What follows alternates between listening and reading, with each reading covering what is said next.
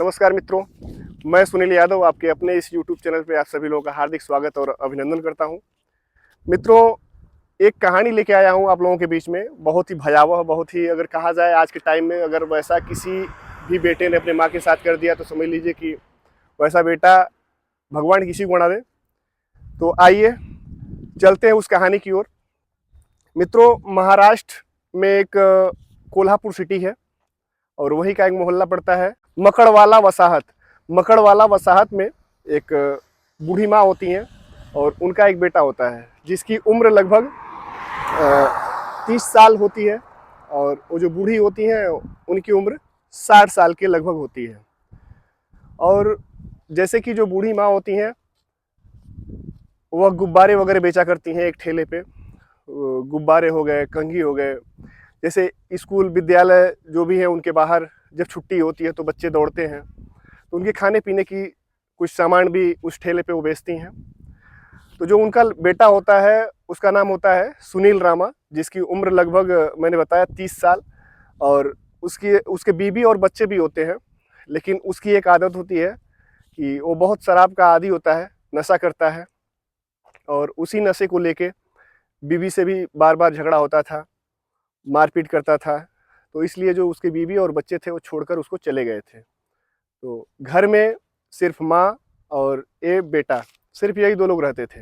दिन प्रतिदिन ऐसे होता था कि जब वो कुछ जो बूढ़ी माँ थी कमा के लाती थी और ये जो निकम्मा, अगर कहा जाए निकम्मा ही था, बिल्कुल शराब का आदी था, नशे का आदी था। हमेशा उसको नशा चाहिए तो चाहिए और नशे के साथ साथ वह बहुत शौकीन था चिकन और मटन का, उसको प्रतिदिन वो चाहिए। ऐसे ही दिन गुजरता है और एक दिन ऐसा होता है कि वो जो बूढ़ी माँ होती हैं वो घर पे आती हैं, उनसे पैसे की डिमांड करता है कि मुझे इतने पैसे दो। वो कहते हैं कि ऐसा है कि आज बिक्री नहीं हुआ है, आज बिका नहीं है कुछ, तो इसलिए आज पैसे नहीं है, मैं पैसे कहाँ से दूँ तुम्हें। इसी बात पे वो चिढ़ जाता है, मारता है, पीटता है और समझ लीजिए हाथापाई करता है। उसके बाद उनको धारदार हथियार से, चाकू से बिल्कुल मार देता है, जान से मार देता है। जान से मारने के बाद उनके जो भी अंग हैं, हाथ, पैर, सर, धड़, मतलब सब कुछ अलग अलग कर देता है। अलग अलग करने के बाद तवे पे उसको भूनता है, जो दिल है, भेजा है, जो भी कहा जाए, मतलब चीड़ फाड़ डालता है। उसके बाद उस पर पका के वो खाना शुरू कर देता है। अब यह बात जो है गांव वालों को कैसे कैसे पता चली, इस विषय पे आते हैं। हुआ है कि जब झगड़ा कर रहा था वो, तो एक गांव की ही 8 साल की बच्ची थी। वह बच्ची जो है खेलते खेलते, दिन का समय था, तो खेलते हुए वो जो जब काफ़ी शोर हुआ तो वह शोर सुन के वो बच्ची पहुंची। तो एक खिड़की थी, उस खिड़की के रास्ते उसने देखा कि माँ और बेटे दोनों झगड़ रहे हैं और वह मार पीट रहा है बिल्कुल हथियार से, मतलब जो भी चाकू कहा जाए उस चाकू से बिल्कुल काट रहा है। वह बच्ची अब 8 साल की बच्ची थी, बिल्कुल सहम गई। वह गई अपनी माँ को बताई कि माँ मैंने ऐसे ऐसे देखा है और ऐसे वो कर रहा है। तो जो उस बच्ची की माँ थी वो भी अपनी बच्ची पे थोड़े टाइम के लिए यकीन नहीं कर रही थी कि ऐसा कैसे कोई कर सकता है, वो भी उसका बेटा है तो बेटा ऐसा क्यों करेगा। फिर जो माँ होती है उस बच्ची की तो फिर कहती है कि चलो अच्छा ठीक है मुझे दिखाओ। फिर वो लेके जाती है। जब वो भी देखती है तो चिल्लाने लगती है, बिल्कुल शोर मचाने लगती है। गांव वाले भी इकट्ठा धीरे धीरे हो जाते हैं और पूरे गांव के लोग इकट्ठा होते हैं, उसको उस हालत में देखते हैं कि कोई भी देखेगा तुरंत शौक तो हो ही जाएगा, सोचने पे मजबूर हो जाएगा कि कोई लड़का अपनी माँ के साथ ऐसा कैसे कर सकता है, अपनी माँ की जान ले सकता है। जान तो लेना दूर, अब जान लेने के बाद उसको उसके शरीर के अलग अलग हिस्सों को काट कर और पका के खा रहा था।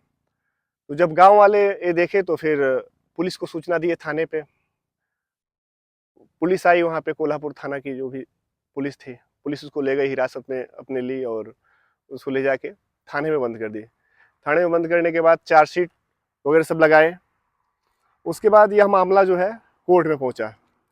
कोर्ट में पहुंचा तो फिर 3 साल 8 महीना और 11 दिन के बाद यह मामला जो कोल्हापुर अदालत में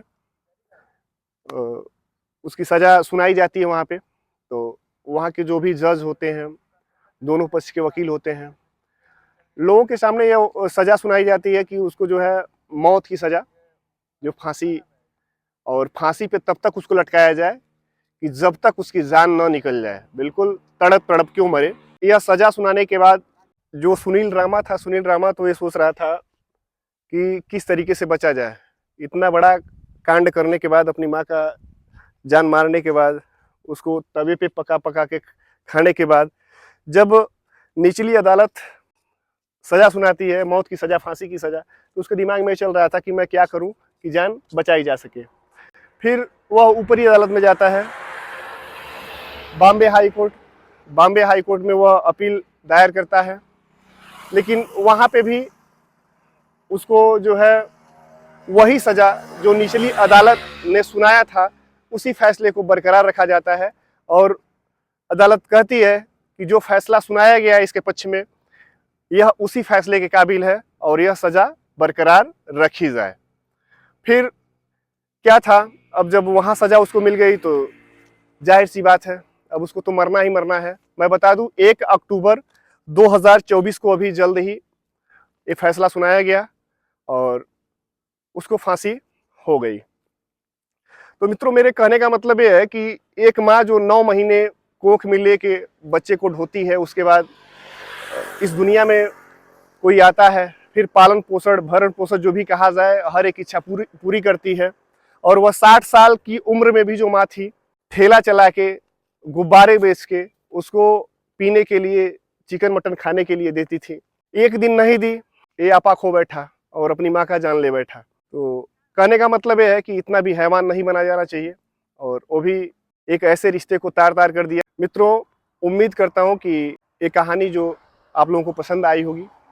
तो अगर पसंद आई है तो लाइक, शेयर और साथ ही साथ मेरे इस चैनल को सब्सक्राइब ज़रूर करिएगा और अधिक से अधिक शेयर करिएगा, ताकि जो है ऐसी कहानी मैं फिर लेके आ सकूं आप लोगों के बीच में। इसी के साथ नमस्कार।